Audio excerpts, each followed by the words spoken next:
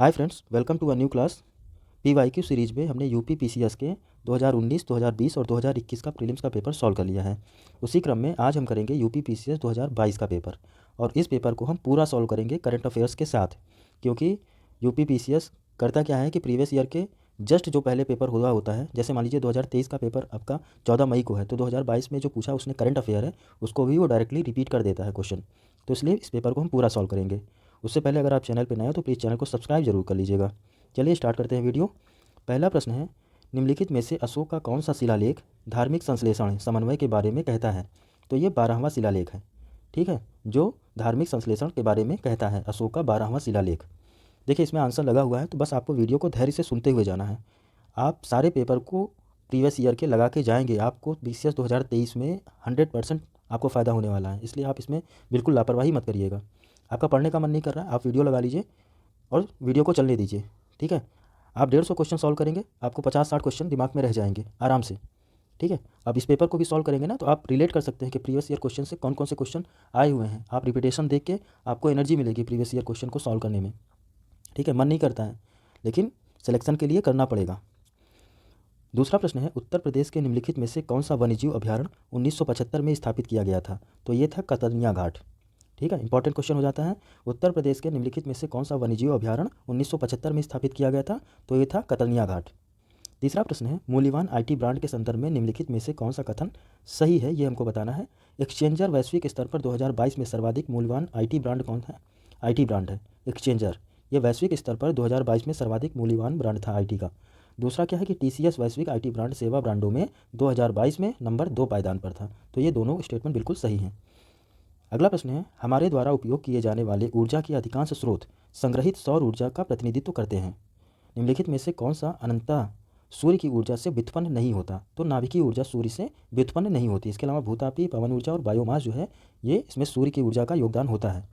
तो option number A correct answer हो जाएगा। ठीक है, आप कंफ्यूज ना हो जाए इसलिए इसको मिटा देता हूँ। अगला प्रश्न है, भारत सरकार द्वारा पर्यावरण के संरक्षण अधिनियम कब पारित किया गया? तो ये पारित किया गया 1986 में। ठीक है, पर्यावरण संरक्षण अधिनियम 1986 में पारित किया गया। अगला प्रश्न है, अप्रैल 2022 में कोपेनहेगन में पुरुषों की 200 मीटर बटरफ्लाई तैराकी स्पर्धा में भारत के किस खिलाड़ी ने स्वर्ण पदक जीता था? तो सज्जन प्रकाश ने। 7वां नंबर प्रश्न है, उत्तर प्रदेश के वित्तीय वर्ष 2020-21 के बजट के संदर्भ में निम्नलिखित में से कौन सा कथन सही है?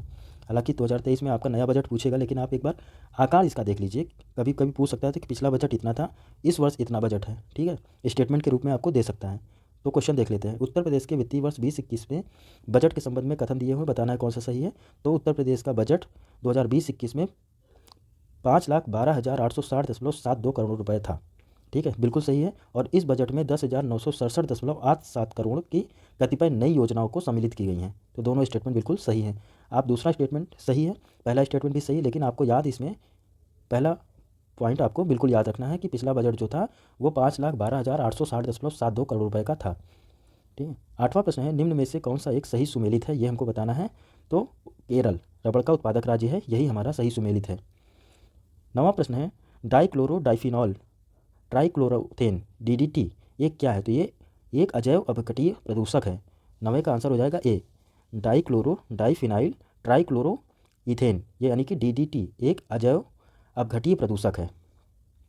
10वां प्रश्न है, व्यक्ति दिया हुआ एक तरफ, दूसरी तरफ उनके संबंधित कार्य और पद दिए हुए हैं। तो डी की करवे, तो ये विडो री मैरिज एसोसिएशन के सचिव थे। ठीक है, जेईडी बेथुन की बात करें तो ये कलकत्ता में कन्या विद्यालय की स्थापना की थी इन्होंने। ईश्वर चंद्र विद्यासागर तो कलकत्ता में संस्कृत कॉलेज के प्राचार्य थे ये। और बीएम मालाबारी की बात करें तो ये बाल विवाह विरुद्ध संघर्ष इन्होंने प्रारंभ किया था। ठीक है, तो ऑप्शन नंबर ए इसका करेक्ट आंसर हो जाएगा। अगला प्रश्न है, भारत में किस धार्मिक समूह का सर्वाधिक भाग नगरीय है? तो वो जैन धर्म है। जैन धर्म का सर्वाधिक भाग जो है वो नगरीय है। 12वां नंबर प्रश्न है, पहाड़ी एक तरफ दी हुई है और भारत में राज्यों की स्थिति किस राज्य में कौन सी पहाड़ी स्थित है, ये हमको बताना है। तो बटेश्वर पहाड़ी की बात करें तो ये बिहार में है, एक आखिरी हो जाएगा। बिलारी श्रृंखला जो है वो कर्नाटक में है, तो बी का 4। चिन श्रृंखला ये मणिपुर में है, तो सी का 2। और धोसी पहाड़ी जो है ये हरियाणा में है, तो डी का 1। ठीक है, तो 3, 4, 2, 1 ऑप्शन नंबर डी इसका करेक्ट आंसर हो जाएगा। अगला प्रश्न है, संयुक्त राष्ट्र विकास कार्यक्रम यूएनडीपी ने निर्धनता की निम्नलिखित श्रेणियों की पहचान की, कौन सा एक सही है, ये बताना है। तो आय निर्धनता, मानव निर्धनता, ये दोनों उसमें शामिल किए जाते हैं। तो ऑप्शन नंबर सी इसका करेक्ट आंसर हो जाएगा। 14वां नंबर प्रश्न है, एल्युमिनियम संयंत्र एक तरफ दिया हुआ है और एक तरफ उनकी अवस्थिति दी हुई है, तो बताना है कौन सही सुमेलित नहीं है। तो बाल्को यानी कि भारत एल्युमिनियम कंपनी लिमिटेड, इसका जो है ऑफिस जो है वो कोरबा में है, ठीक है। Indian aluminium company limited Indal, ये हीराकुंड में है, बिल्कुल ठीक है। मद्रास एल्युमिनियम कंपनी लिमिटेड, ये चेन्नई में नहीं मैसूर में है, ठीक है, मैसूर यानी कि तमिलनाडु। और Hindustan aluminium corporation limited Hindalco, ये रेणुकूट में है। तो इसमें सही सुमेलित कौन सा नहीं है, तो ऑप्शन नंबर सी सही सुमेलित नहीं है। इसके अलावा बाकी तीनों सही सुमेलित हैं। बढ़ेंगे अगले प्रश्न पे। यूनाइटेड किंगडम का पार्टी गेट स्कैंडल क्या है, तो ये ब्रिटिश प्रधानमंत्री कार्यालय द्वारा कोविड-19 मानदंडों के उल्लंघन से संबंधित है, ठीक है। 16वां नंबर प्रश्न है, निम्नलिखित राजनीतिक दलों पर विचार करना है और उन्हें उनकी स्थापना के कालक्रम के अनुसार व्यवस्थित करना है। तो सबसे पहले क्या आ जाएगा, सबसे पहले आ जाएगा तेलुगु देशम पार्टी, ठीक है। फिर उसके बाद आएगी बहुजन समाज पार्टी, फिर समाजवादी पार्टी और लास्ट में आएगी ऑल इंडिया तृणमूल कांग्रेस, ठीक है। तो ऑप्शन नंबर सी इसका करेक्ट आंसर हो जाएगा। 17वां नंबर प्रश्न है, वर्ष 2022-23 में केंद्रीय विश्वविद्यालयों में स्नातक प्रवेश के लिए एकल खिड़की प्रवेश परीक्षा का नाम क्या है, तो ये है CUET, ठीक है, CUET। ये क्या प्रोग्राम था कि केंद्रीय विश्वविद्यालयों में स्नातक प्रवेश के लिए सिंगल विंडो प्रवेश परीक्षा प्रारंभ की गई थी, CUET। 18वां नंबर प्रश्न है, निर्धनता को एक सामाजिक समस्या माना गया है जो कि लंदन में निर्धनता पर किए गए एक शोध सर्वेक्षण का परिणाम है। इस शोध के शोधार्थी कौन थे, तो वो थे चार्ल्स बूथ। ऑप्शन नंबर 20 का करेक्ट आंसर हो जाएगा। 19वां नंबर प्रश्न है, औरंगजेब के शासनकाल की निम्नलिखित घटनाओं पर विचार कीजिए और उनको कालक्रम के अनुसार व्यवस्थित करना है। तो बनारस के पास सूजा की पराजय सबसे पहले, ठीक है। दूसरे नंबर पे आ जाएगा धर्मत में विजय, ठीक है। फिर तीसरे नंबर पे आ जाएगा सामूगढ़ की लड़ाई और लास्ट में आ जाएगा देवराय की लड़ाई, ठीक है। तो ये क्रम है, तो 2 4 3 1, ऑप्शन नंबर सी इसका करेक्ट आंसर हो जाएगा। 20वां नंबर प्रश्न है, केबुल लामजाओ राष्ट्रीय उद्यान निम्नलिखित में से किस झील में स्थित है, तो ये लोकटक झील, ठीक है। लोकटक झील मणिपुर में स्थित है केबुल लामजाओ राष्ट्रीय उद्यान, ऑप्शन नंबर सी इसका करेक्ट आंसर हो जाएगा। अगला प्रश्न है, महासागर और अधिकतम गहरा बिंदु दिया हुआ है, इनको सुमेलित करना है। तो प्रशांत महासागर में है मारियाना ट्रेंच, ठीक है, मारियाना गर्त प्रशांत महासागर में है। बात करेंगे सुंडा गर्त की, तो ये आर्कटिक में है, नहीं सॉरी, मारियाना गर्त वो प्रशांत महासागर में है, तो ए का 3।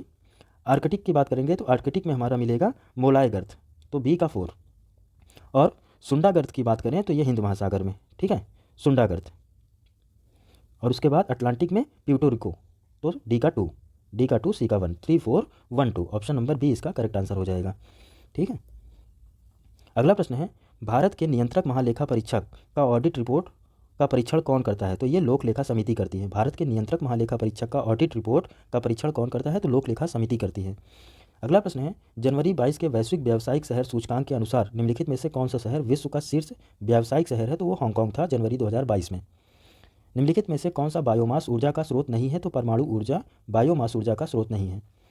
25वां नंबर प्रश्न है, निम्नलिखित में से कौन सी हरित गृह गैस नहीं है, ये हमको बताना है। तो आर्गन इसमें नहीं शामिल है। इसके अलावा क्लोरोफ्लोरोकार्बन यानी कि CFC, कार्बन डाइऑक्साइड और मीथेन ग्रीन हाउस गैसों में शामिल हैं।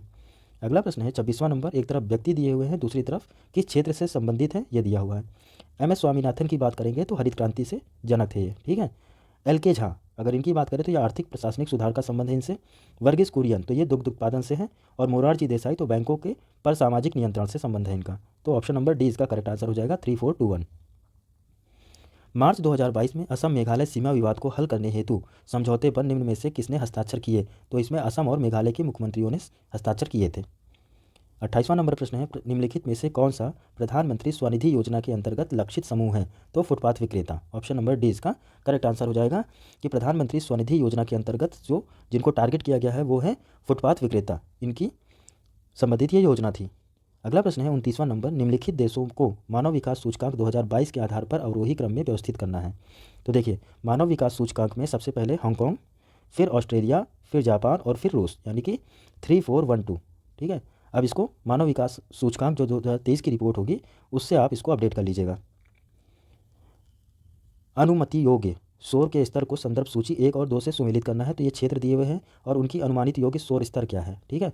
तो आवासीय क्षेत्रों की क्या होती है, तो 55 डेसिबल dB, ठीक है। शांत क्षेत्रों की बात करें तो 50 dB होती है। औद्योगिक क्षेत्र की वो होती है 70 डेसिबल और व्यापारिक क्षेत्रों की 65। तो 2 1 4 3 इसका करेक्ट आंसर हो जाएगा। 31वां नंबर प्रश्न है, चंद्रगुप्त द्वितीय के संदर्भ में निम्नलिखित में से कौन से कथन सही हैं, ये बताना है। तो शक विजय के संदर्भ में सबसे सबल प्रमाण इस नरेश की रजत मुद्राएं हैं, बिल्कुल सही है। और दूसरा क्या है, इन मुद्राओं की तौल लगभग जो है वो 33 ग्रेन हुआ करती थी। तो दोनों सही हैं, 1 और 2 दोनों सही हैं।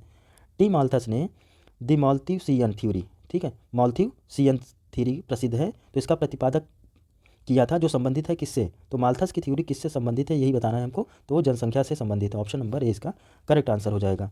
जो माल्थस ने जनसंख्या पर अपनी सिद्धांत दिया था तो उसको क्या बोला गया है, तो द माल्थुसियन थ्योरी, ठीक है। अगला प्रश्न है 33वां नंबर, कथन और कारण का। तो कथन क्या कह रहा है कि आगरा और दार्जिलिंग एक ही अक्षांश पर स्थित हैं, किंतु जनवरी में आगरा का तापमान 16 डिग्री और दार्जिलिंग का 4 डिग्री सेल्सियस होता है। तो सही है। कारण क्या है, ऊंचाई के साथ तापमान घटता है तथा विरल वायु के कारण मैदानी प्रदेशों की तुलना में पर्वतीय प्रदेश अधिक ठंडे होते हैं। तो ऑप्शन नंबर बी इसका करेक्ट आंसर हो जाएगा। ए और आर दोनों सही हैं और व्याख्या भी कर रहा है।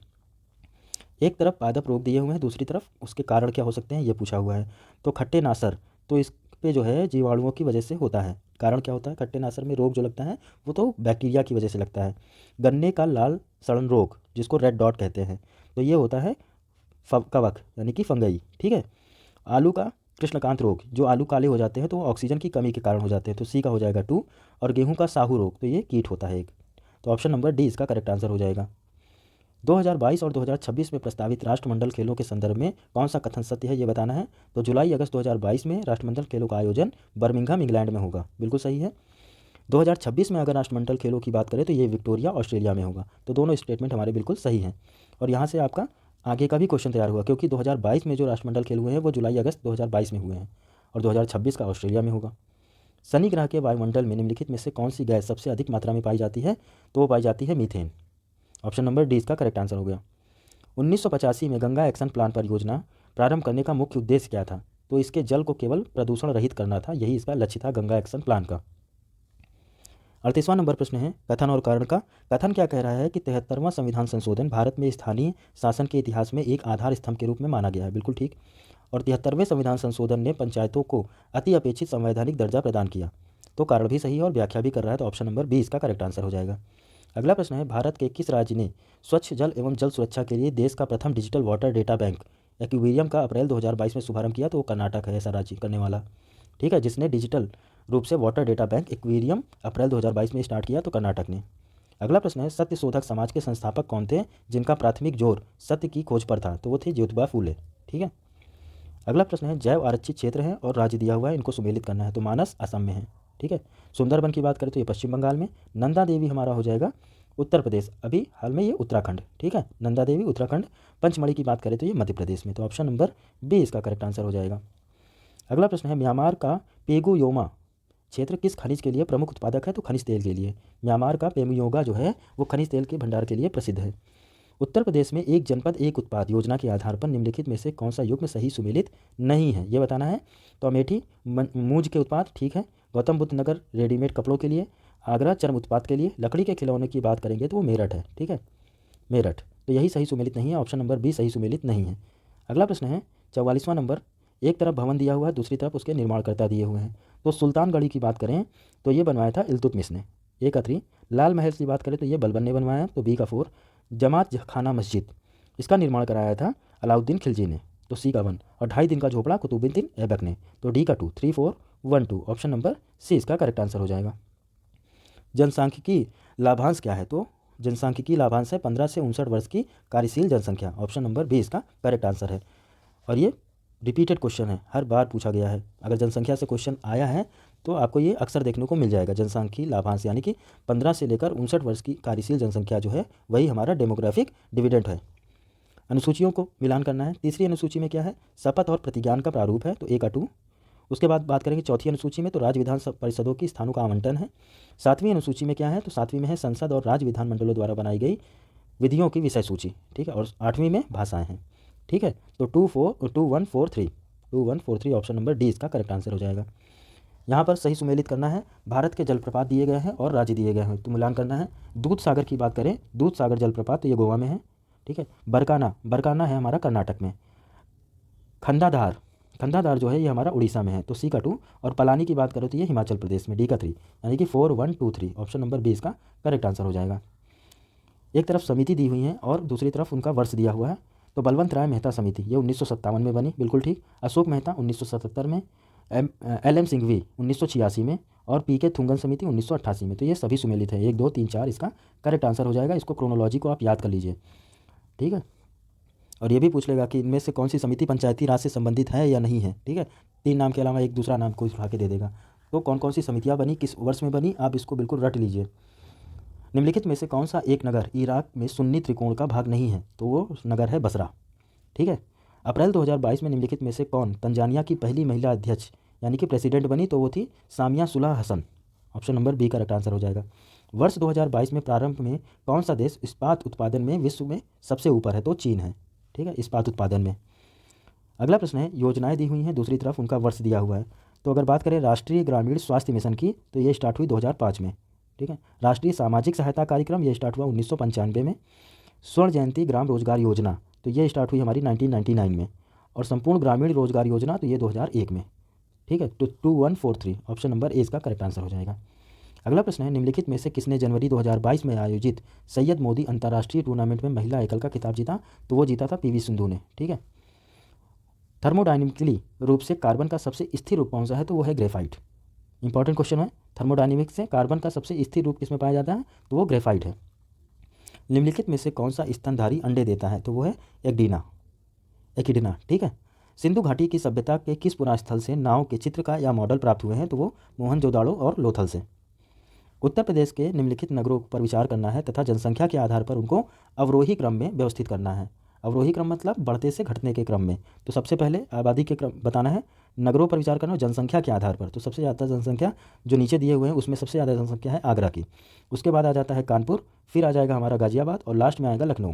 तो क्या हो जाएगा 3 2 1 और 4, 3 2 1 4 ऑप्शन नंबर सी इसका करेक्ट आंसर हो जाएगा। एक बार इसको आप मिलान कर लीजिएगा, ठीक है। भारत में सर्वाधिक ज्वारीय शक्ति उत्पादन तटीय क्षेत्र निम्न में से कौन सा है, तो वो खंबात की खाड़ी है जहाँ पर ज्वारीय शक्ति का उत्पादन सबसे ज़्यादा होता है। जल जीवन मिशन योजना किस वित्तीय वर्ष के केंद्रीय बजट में घोषित की गई थी, ठीक है। तो 2020-21 में ये स्टार्ट की गई थी जल जीवन मिशन योजना और वित्तीय वर्ष के केंद्रीय बजट में इसको घोषित किया गया था। अगला प्रश्न है, निम्नलिखित घटनाओं पर विचार करना है और उनको कालक्रम के अनुसार व्यवस्थित करना है, ठीक। अब यहाँ से देख लीजिए आप कि 22 का पेपर है, उसने पिछला बजट से एक प्रश्न पूछा है, तो संभावना ये भी है कि पिछले बजट से इस बार भी प्रश्न पूछ सकता है। तो आप जो बहुत इंपॉर्टेंट चीज़ें हैं जैसे योजनाएं हो गई या कोई उन्होंने सरकारी लक्ष्य रखा है कि इस योजना को इस तक पूरा करना है, इस वर्ष तक पूरा करना है, उसको आप ध्यान से देख लीजिएगा। निम्नलिखित घटनाओं पर विचार करना है और उनको कालक्रम के अनुसार व्यवस्थित करना है। तो इसमें सबसे पहले हुई गदर पार्टी की स्थापना, फिर हुआ हमारा बर्लिन में इंडियन इंडिपेंडेंस कमेटी की स्थापना, फिर आ जाएंगे हम केंद्रीय असेंबली बम कांड हुआ था, फिर उसके बाद चिटगांव शस्त्रागार छाप हुआ था, ठीक है। तो ऑप्शन नंबर ए इसका करेक्ट आंसर हो जाएगा 1 3 4 2, ठीक है। निम्नलिखित समाजशास्त्रियों में से किसने ग्राम्य नगरीकरण यानी कि रर्बेनाइजेशन पर विस्तार से बताया था, तो ये बताया था, ये डाउटेड क्वेश्चन है, आप इसको देख लीजिएगा। निम्नलिखित समाजशास्त्रियों में किसने ग्राम्य नगरीकरण के विचार को विस्तार से बताया था, ठीक है। इसका आंसर मुझे नहीं पता है, आप इसको देख लीजिएगा या मुझे कहीं मिलेगा तो मैं आपको कमेंट में पिन कर दूंगा। कोविड-19 के लिए दिए जाने वाला सिनोवैक क्या है, तो ये संपूर्ण वायरस का टीका है, ठीक है। निम्नलिखित में से किस ऑपरेशन के अंतर्गत भारत सरकार ने भारत के मेडिकल छात्रों को यूक्रेन से भारत लाया था, तो वो था ऑपरेशन गंगा चलाया गया था। Option number B correct answer हो जाएगा। बेसिलस हीमोफिलस इन्फ्लुएंजा कारक है, तो ये छोटे बच्चों को मस्तिष्क ज्वर से संबंधित है ये, ठीक है। बेसिलस हीमोफिलस ये छोटे बच्चों में मेनिनजाइटिस जो एक प्रकार का मस्तिष्क ज्वर होता है उससे संबंधित है। किस उत्पाद को इको मार्क दिया जाता है, तो जो पर्यावरण से मित्रवत होता है, ठीक है। एक तरफ दार्शनिक दिए हुए हैं, दूसरी तरफ उनका दर्शन दिया हुआ है, ये मोस्ट इंपॉर्टेंट क्वेश्चन है, ठीक है, ये रट लीजिए बिल्कुल। रामानुजाचार्य की बात करें तो विशिष्ट द्वैतवाद से संबंधित है इनका, ठीक है। माधवाचार्य की बात करेंगे तो द्वैतवाद से संबंध है इनका। निम्बकाचार्य की बात करें तो द्वैतवाद और वल्लभाचार्य की शुद्ध द्वैतवाद, ठीक है। तो ऑप्शन नंबर बी इसका करेक्ट आंसर हो जाएगा 4 3 2 1। सौर ऊर्जा को विद्युत ऊर्जा में किसके द्वारा परिवर्तित किया जा सकता है, तो फोटोवोल्टाइक कोशिकाओं के द्वारा सौर ऊर्जा को विद्युत ऊर्जा में परिवर्तित किया जा सकता है। केंद्रीय पर्यावरण वन एवं जलवायु परिवर्तन मंत्रालय भारत सरकार ने डॉल्फिन डे मनाने की घोषणा की है, तो 5 अक्टूबर को प्रत्येक वर्ष मनाया जाता है डॉल्फिन डे। डेंगू बुखार निम्नलिखित में से किस मच्छर के काटने से होता है, तो एडीज मच्छरों के काटने से होता है डेंगू बुखार। हिंदुस्तान समाजवादी प्रजातंत्र संघ के संस्थापक कौन थे, तो इसमें यतीन्द्रनाथ, अजय घोष और फणींद्रनाथ घोष थे। राज्य है और विधानसभा की सदस्य संख्या दी हुई है, कौन सही सुमेलित नहीं है ये हमको बताना है। तो गोवा में 40, ठीक है, उत्तराखंड में 70, उत्तर प्रदेश में 403, ठीक है, ये सभी सुमेलित हैं। तो ऑप्शन नंबर सी इसमें सही सुमेलित नहीं है। मणिपुर में 62 सीटें नहीं हैं, प्रकाश रासायनिक धुंध में सदैव होता है तो क्या होता है? Ozone. Option number A correct answer है। विश्व खुशहाली सूचकांक, ये आप इसको बिल्कुल अपडेट कर लीजिएगा। पिछले वर्ष इसकी रैंक थी 2022 में 136वीं। ठीक है, 2023 की रिपोर्ट आ गई है, आप इसको देख लीजिएगा। निम्नलिखित युग्मों में से कौन सा एक सही सुमेलित नहीं है? एक तरफ मात्रा दी हुई है, दूसरी तरफ उसका एसआई मात्रक दिया हुआ है। तो लेंस की क्षमता हम नापते हैं डायोप्टर से, बिल्कुल ठीक। दबाव या दाब को पास्कल से नापते हैं। ऊष्मा को हम जूल में नापते हैं, लेकिन रेडियो एक्टिव पदार्थ की सक्रियता वो क्यूरी में नहीं नापते हैं। तो ऑप्शन नंबर सी इसका करेक्ट आंसर हो जाएगा। निम्नलिखित में से किस स्तूप में आर्यक स्तंभ वाले मंच की विशेषताएं मिलती हैं? तो अमरावती में। अगला प्रश्न है, भारत में संसद के द्वारा पंचायत कानून कब पारित किया गया? तो 1993 में। मार्च 2022 में प्यूर्टो में आयोजित मिस वर्ल्ड 2021 की विजेता कौन थी? तो कैरोलिना विलोवास्का थी 2022 में मिस वर्ल्ड 2021 की। निम्नलिखित में से कौन सा सतत विकास लक्ष्य हेतु 2030 तक प्राप्त करने का लक्ष्य नहीं है? तो गुणवत्तापरक शिक्षा है, शून्य भूख है, लैंगिक समानता, ये तीनों लक्ष्य हैं। अंतरिक्ष अनुसंधान उसमें शामिल नहीं है एसडीजी के लक्ष्यों में, जो 2030 जिसका लक्ष्य है। अगला प्रश्न है, निम्नलिखित में से कौन सी नदी घाटी बेसिन क्षेत्रफल की दृष्टि से सबसे बड़ी है? तो महानदी बेसिन। कौन सा वृक्ष पर्यावरण के लिए खतरा है? तो यूकेलिप्टस। ठीक है। निम्नलिखित में से कौन सा एक सही सुमेलित नहीं है? तो 11वीं लोकसभा 1996 में थी, 13वीं 1999 और 9वीं 1989। तो 7वीं 1982 में नहीं थी। ठीक है। निम्नलिखित में से किसने चिंतामणि भट्ट द्वारा रचित संस्कृत ग्रंथ सुख सप्ती का फारसी में अनुवाद किया और उसका नाम क्या रखा? तुतीनामा। तो ये थे ख्वाजा जिया उद्दीन नक्शबी। ठीक है, ख्वाजा जिया उद्दीन नक्शबी। इन्होंने जो संस्कृत में ग्रंथ था सुख सप्ती थी, उसका फारसी में अनुवाद कर दिया और उसका नाम रखा था तुतीनामा। ठीक है। किस संविधान संशोधन द्वारा दिल्ली को राष्ट्रीय राजधानी क्षेत्र बनाया गया? तो 69वां संविधान संशोधन था वो। किस देश में प्राकृतिक आर्सेनिक प्रदूषित जल मिलता है? तो बांग्लादेश में। निम्नलिखित में से किस स्थान पर विश्व स्वास्थ्य संगठन WHO परंपरागत औषधि का वैश्विक केंद्र स्थापित करने जा रहा है? तो जामनगर, भारत में। 80 नंबर प्रश्न है, भारत में कृषि क्षेत्रों में छूटों यानी कि फार्म सब्सिडी जो मिलती है उसके संदर्भ में निम्न कथनों पर विचार करना है और बताना है कौन से सही हैं। सही कथन का चयन करना है। तो इसमें सही पहला और दूसरा ही सही है। भारत में इनपुट सब्सिडी जैसे उर्वरकों पर दी जाने वाली अप्रत्यक्ष फार्म सब्सिडी के अंतर्गत आती है, बिल्कुल ठीक। और किसानों को बिजली एवं सिंचाई पर दी जाने वाली कटौतियाँ प्रत्यक्ष फार्म सब्सिडी के अंतर्गत आती हैं। ज्योतिबा फूले संबंधित हैं, तो वो संबंधित है जाति विरोधी आंदोलनों से। उत्तर प्रदेश दिवस कब मनाया जाता है? तो 24 जनवरी को मनाया जाता है। एक तरफ जनजाति दी हुई है, दूसरी तरफ राज्य दिए हुए हैं, तो इसमें कौन सही सुमेलित है ये बताना है। तो केवल 1 और 4 सही सुमेलित है। ठीक है, कोरिया उड़ीसा में और पालियान तमिलनाडु में। ठीक है। अगला प्रश्न है, LBS एक वित्तीय समावेशन के लिए भारत सरकार द्वारा उठाए गए आर्थिक उपायों में से एक है। इस परिप्रेक्ष्य में LBS क्या है? तो LBS मतलब अग्रणी बैंक योजना। ठीक है, LBS का मतलब हो गया LBS बैंकिंग योजना, लीड बैंकिंग स्कीम। एक तरफ ग्रंथ दिए हुए हैं, दूसरी तरफ उसके रचनाकार दिए हुए हैं। रागमाला जो है वो पुंडरीक विट्ठल ने लिखी। रस कौमुदी की बात करेंगे तो श्रीकंठ ने। राग विबोध की बात करें तो ये लिखा सोमनाथ ने। और चतुर्दंडी प्रकाशिका ये लिखा वेंकट रमन ने। तो ऑप्शन नंबर 20 का करेक्ट आंसर हो जाएगा। 3, 4, 1, 2। नीचे दिए गए यौगिकों में कौन सा एक प्राकृतिक गैस का मुख्य अवयव है? तो मीथेन प्राकृतिक गैस का मुख्य अवयव है। पृथ्वी का वायुमंडल निम्नलिखित में से मुख्यतः किसके द्वारा तप्त होता है? तो लॉन्ग वेव रेडिएशन के थ्रू ये गर्म होता है। ठीक है। बिम्स्टेक के संदर्भ में निम्नलिखित में से कौन सा कथन सही है ये बताना है। तो पीएम नरेंद्र मोदी ने 5वें बिम्स्टेक शिखर सम्मेलन 30 मार्च 2022 को संबोधित किया। ठीक है, और 5वें बिम्स्टेक शिखर सम्मेलन की अध्यक्षता भारत ने की। ठीक है, तो ये गलत है। ऑप्शन नंबर केवल 1 सही है। निम्नलिखित में से कौन सी वाटरशेड विकास परियोजना भारत की केंद्र सरकार द्वारा प्रायोजित है, जिसका उद्देश्य क्या है कि ग्रामीण आबादी को पानी के संरक्षण के लिए सक्षम बनाना है? तो ये हरियाली योजना के तहत। ठीक है। 96 नंबर प्रश्न है, कथन और कारण का। तो कथन क्या कह रहा है कि भूमध्य सागरीय जलवायु के क्षेत्रों में वर्षा शीत ऋतु से होती है, बिल्कुल ठीक है। और कारण क्या कह रहा है कि गर्मियों में ये क्षेत्र शुष्क स्थलीय हवाओं के प्रभाव में रहते हैं। तो कारण भी सही है और व्याख्या भी कर रहा है। तो ऑप्शन नंबर 20 का करेक्ट आंसर हो जाएगा। जलियांवाला बाग हत्याकांड के विरोध में किसने ब्रिटिश सरकार की नाइटहुड की उपाधि लौटा दी? तो रविन्द्रनाथ टैगोर ने। निम्नलिखित पर्वत श्रृंखलाओं में से कौन सी हिमालय पर्वत क्षेत्र में अवस्थित है? तो ये बताना है। तो च्योहाओ और ल्योत्से। तो केवल 1 और 2 ये हिमालयी पर्वत श्रेणी में अवस्थित है। संविधान की मूल संरचना की अवधारणा सर्वोच्च न्यायालय द्वारा किस वाद में प्रतिपादित की गई थी? तो केशवानंद भारती बनाम केरल राज्य 1973 में। अगला प्रश्न है, कथन और कारण। तो विश्व में चिली तांबे का प्रमुख उत्पादक है, कथन सही है। कारण क्या है? उत्तरी चिली का एंडीज क्षेत्र पोरिफेरी तांबा के विशालतम निक्षेप से संपन्न है। तो कारण भी सही है। तो ऑप्शन नंबर 20 का करेक्ट आंसर हो जाएगा। अधिकारी है और कार्य है। तलार का काम क्या होता था? तो रात्रि सुरक्षा कर्मियों का अधिकारी को तलार कहा जाता था। अगर हम बात करें पट्टकोल की, तो पट्टकोल हमारा जो होता था ग्रामीण कर वसूली करने वाला अधिकारी होता था। और सहसाधिपति, इसकी बात करें तो ये चोरी डकैती के मुकदमे का अधिकारी होता था। नाम क्या है इसका? पद का? तो सहसाधिपति। और बलादीप ये कहा जाता था चुंगी के संरक्षक को। तो ऑप्शन नंबर बी इसका करेक्ट आंसर हो जाएगा। अप्रैल 2022 में दिए गए इंडिया स्मार्ट सिटी अवार्ड प्रतियोगिता 2020 के संदर्भ में सूची 1 को 2 से मिलान करना है। तो संस्कृति श्रेणी में पुरस्कार मिला था इंदौर को, शासन के श्रेणी में बड़ोदरा को, सामाजिक पहलू की श्रेणी में तिरुपति को और नगरीय पर्यावरण में भोपाल को। तो 2 1 4 3 ऑप्शन नंबर ए इसका करेक्ट आंसर हो जाएगा। 103वां नंबर प्रश्न है, इंपॉर्टेंट हो जाता है। दुधवा राष्ट्रीय उद्यान उत्तर प्रदेश के निम्नलिखित में से किस जनपद में अवस्थित है? तो दुधवा लखीमपुर खीरी में अवस्थित है। संपीड़ित प्राकृतिक गैस सीएनजी मुख्यतः बनी होती है तो मीथेन से बनी होती है। काराकुम मरुस्थल निम्नलिखित में से किस देश में है? तो काराकुम मरुस्थल जो है वो तुर्कमेनिस्तान में है।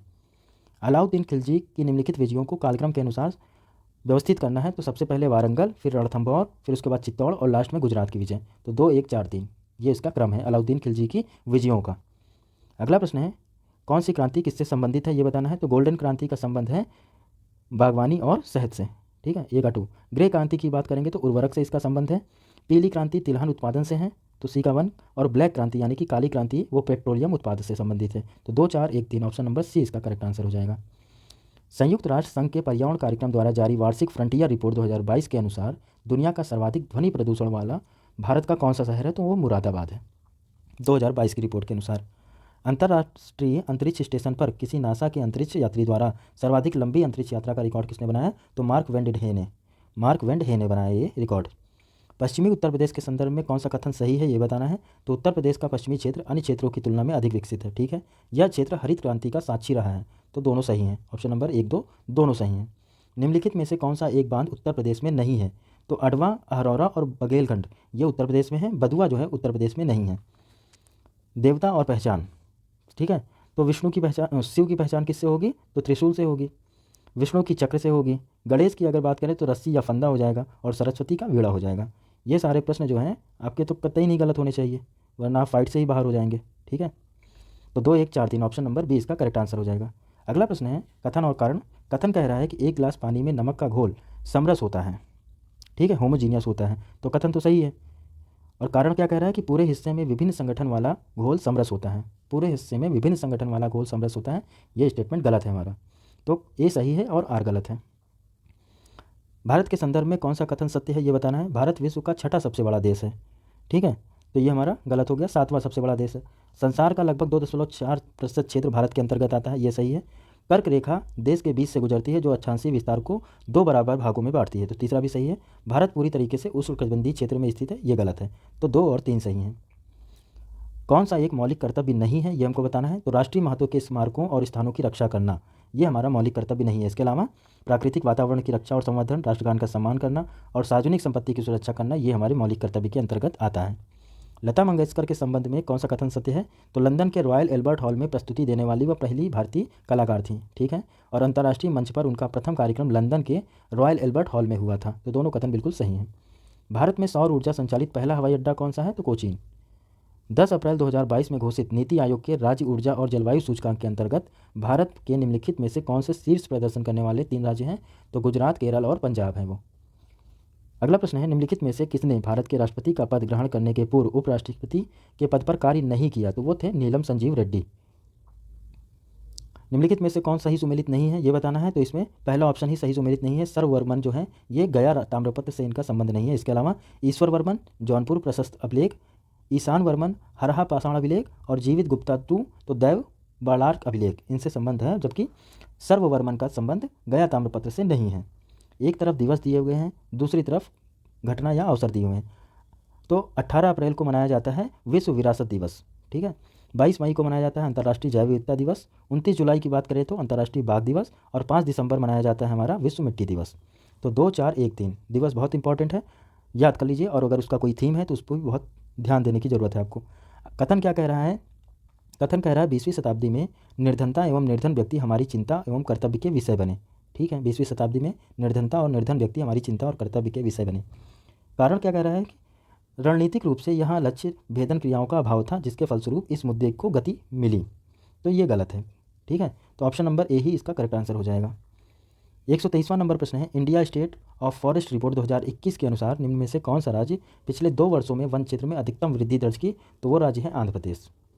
अगला प्रश्न है, सल्फा ड्रग निम्नलिखित में से किस प्रकार की औषधि है। तो ये एंटीबैक्टीरियल यानी कि प्रतिजीवाणु अगला प्रश्न है, एक एक तरफ समाचार पत्र और पत्रिका दी हुई है, दूसरा प्रकाशन का स्थान दिया हुआ है। स्वदेश जो है वो हाथरस से एक सेकंड, स्वदेश जो है वो आगरा से संपादित होती थी। ठीक है, भारत बंधु की बात करें तो ये अल्मोड़ा से, सत्यवादी की बात करेंगे तो हाथरस से, और शक्ति गोरखपुर से। तो ये तीनों चारों सही सुमेलित हैं, 1 2 3 4। ठीक है, 126वां नंबर प्रश्न है, शिक्षा का अधिकार मौलिक अधिकारों में सम्मिलित किया गया। तो ये 86वें संविधान संशोधन 2002 के द्वारा इसको सम्मिलित किया गया, शिक्षा का अधिकार को मौलिक अधिकारों में। दक्षिण पूर्व एशिया में स्थित बोर्नियो द्वीप के संदर्भ में कौन सा कथन सत्य है, यह बताना है। तो यह 3 देशों में विभाजित है, बिल्कुल ठीक, और इनकी उत्पत्ति ज्वालामुखी निक्षेप के द्वारा हुई है। तो दोनों कथन बिल्कुल सही हैं। मेक इन इंडिया कार्यक्रम के संदर्भ में निम्न में से कौन सा कथन सत्य है, यह बताना है। तो मेक इन इंडिया कार्यक्रम 2014 में प्रारंभ किया गया। ठीक है, इसका उद्देश्य भारत में कंपनियों को विनिर्माण हेतु प्रोत्साहन देना और निवेश को सुगम बनाना है। तो दोनों स्टेटमेंट बिल्कुल सही है। 129वां नंबर प्रश्न है, शेर शाह को अपनी वरीयता से प्रभावित करने वाला जैता और कुम्मा किस स्थान से संबंधित है। तो वो मारवाड़ से संबंधित है। 130वां नंबर प्रश्न है, निम्नलिखित में से कौन सा एक युग्म सही सुमेलित नहीं है, ये बताना है। तो एस्पार्टम जो है ये संश्लेषित मधुरक है, बिल्कुल ठीक है। रेयान की बात करें तो ये रूपांतरित स्टार्च है, तो ये हमारा गलत है, ये रूपांतरित स्टार्च नहीं है। नियोप्रिन विशिष्ट रबड़ होता है, और ऑक्सीटोसिन जो है ये एक हार्मोन है। तो ऑप्शन नंबर बी इसका करेक्ट आंसर हो जाएगा। ठीक है, अगला प्रश्न है, कथन और कारण। लिग्नेटिक क्षेत्र में पादप प्लवक अधिकता में वृद्धि करते हैं। तो बिल्कुल सही, लिग्नेटिक क्षेत्र में पादप प्लवक अधिकतम वृद्धि करते हैं। ठीक है, लिग्नेटिक क्षेत्र पानी का खुला स्रोत होता है। तो दोनों सही हैं और व्याख्या भी कर रहा है। अगला प्रश्न है, नई दिल्ली में किस प्रसिद्ध इमारत को प्रधानमंत्री संग्रहालय के रूप में परिवर्तित किया गया है। तो 3 मूर्ति भवन को। ऑप्शन नंबर डी इसका करेक्ट आंसर हो जाएगा। एक तरफ एसडीजी दिया हुआ है, दूसरी तरफ उनके लक्ष्य दिए हैं, ये बताना है। तो एसडीजी 10 का क्या है, असमानताओं को कमी लाना है, ये इसका लक्ष्य है। एसडीजी 13 की बात करें तो जलवायु परिवर्तन से इसका संबंध है। एसडीजी 14 क्या है कि जल के नीचे जीवन, और एसडीजी 15 भूमि पर जीवन। तो 3 1 4 2 ये सही सुमेलित हैं। 17 लक्ष्य हैं, इनको आप रट लीजिए। निम्नलिखित में से कौन सा एक पदार्थ जैव निम्नीकरण है। तो ये ऊन है। ठीक है, 135वां नंबर प्रश्न है, 2 या 2 से अधिक राज्यों के लिए एक संयुक्त लोकसभा आयोग बनाया जा सकता है। संयुक्त लोक सेवा आयोग, लोकसभा नहीं, लोक सेवा आयोग बनाया जा सकता है। तो संबंधित राज्यों के निवेदन पर संसद द्वारा यह किया जा सकता है कि 2 या 2 से अधिक राज्यों के लिए एक संयुक्त लोक सेवा आयोग का गठन किया जा सकता है। तो दोनों संबंधित राज्यों के निवेदन पर संसद के द्वारा निम्नलिखित घटनाओं को विचार करना है और उनको कालक्रम के अनुसार व्यवस्थित करना है। तो सकरखेड़ा का युद्ध सबसे पहले, फिर उसके बाद आ जाएंगे वेदरा का युद्ध, फिर आएगा हमारा पोर्टो नियो का युद्ध, और लास्ट में आएगा मुदकी का युद्ध। ठीक है, तो ऑप्शन नंबर ए इसका करेक्ट आंसर हो जाएगा। ओजोन दिवस किस तिथि को मनाया जाता है। तो 16 सितंबर को मनाया जाता है ओजोन दिवस। प्रसिद्ध रूर कोयला क्षेत्र किस देश में है। तो ये जर्मनी में है रूर क्षेत्र। विधानसभा के नवनिर्वाचित अध्यक्ष दिए हुए हैं और एक तरफ राज्य दिया हुआ है। तो इसको आप देख लीजिए, ऑप्शन नंबर बी इसका करेक्ट आंसर है। रमेश तावड़कर गोवा के, कुलतार सांधवान पंजाब के, टी सत्यव्रत मणिपुर के, और ऋतु खंडारी उत्तराखंड की। 40वां प्रश्न है, 100 प्रथम अंतरिम राष्ट्रीय सरकार की घोषणा कब की गई। तो ये की गई 25 अगस्त 1946 को।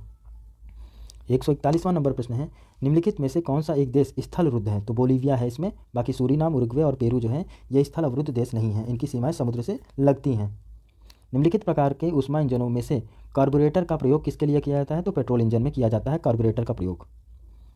ठीक है, किस मुगल शासक ने बनारस के संस्कृत और हिंदी के महान विद्वान कविंद्र आचार्य सरस्वती को राजकीय संरक्षण प्रदान किया था। तो वो था शाहजहां, जिसने आचार्य सरस्वती को राजकीय संरक्षण प्रदान किया था। ट्रेड यूनियन दिया हुआ है और वो किस दल से संबंधित है, ये बताना है। तो भारतीय मजदूर संघ की बात करें तो ये Bharatiya Janata party. Indian national trade union Congress, तो इनका संबंध है भारतीय राष्ट्रीय कांग्रेस से। यूनाइटेड ट्रेड यूनियन कांग्रेस, तो इनका संबंध है कम्युनिस्ट पार्टी ऑफ इंडिया से, मार्क्सवादी। और ऑल इंडिया ट्रेड यूनियंस की बात करें तो कम्युनिस्ट पार्टी ऑफ इंडिया से इनका संबंध है। ठीक है, तो 4 1 और 3 2 ये ऑप्शन सही है इसका। 145वां नंबर प्रश्न है, एक तरफ केंद्र दिया हुआ है, दूसरी तरफ उद्योग। तो ओसाका में सूती वस्त्र। ठीक है, डेट्रॉइट की बात करेंगे तो डेट्रॉइट मोटर वाहन के लिए। क्यूबा, तो क्यूबा जो है वो सिगार के लिए, और सेंट पीटर्सबर्ग पोत निर्माण के लिए। ठीक है, तो 3 4 1 2 ऑप्शन नंबर 20 का करेक्ट आंसर हो जाएगा। 146वां नंबर प्रश्न है, निम्नलिखित विषयों पर विचार करके उनको कालक्रम के अनुसार व्यवस्थित करना है। ठीक है, तो पहले क्या आ जाएगा, संघ और उसका राज्य क्षेत्र। ठीक है, भाग 1 में है। फिर आता है हमारा भाग 2 में नागरिकता। फिर भाग 3 में क्या आता है, मौलिक कर्तव्य। ठीक है, भाग 4 में आता है हमारा डीपीएसपी। फिर उसके बाद आएगा मौलिक कर्तव्य। ठीक है, तो 1 3 4 और 2, 1 3 4 और 2। अगला प्रश्न है, 45वें विश्व ब्रिज चैंपियनशिप के संदर्भ में निम्नलिखित में से कौन सा कथन सत्य है, ये बताना है। तो यह चैंपियनशिप इटली में आयोजित की गई। ठीक है, भारतीय टीम ने पहली बार इस खेल में रजत पदक जीता। तो ये भी ठीक है, तो 1 और 2 दोनों सही हैं। किसकी बात कर रहा है, विश्व ब्रिज चैंपियनशिप की। पारिस्थितिकी निकेत के संदर्भ में निम्नलिखित कथनों में से कौन सा सही है ये बताना है। तो यह उन स्थितियों की श्रेणी का प्रतिनिधित्व करता है जो संसाधनों का उपयोग और पारिस्थितिकी तंत्र में उसकी कार्यात्मक भूमिका को सहन करती हैं।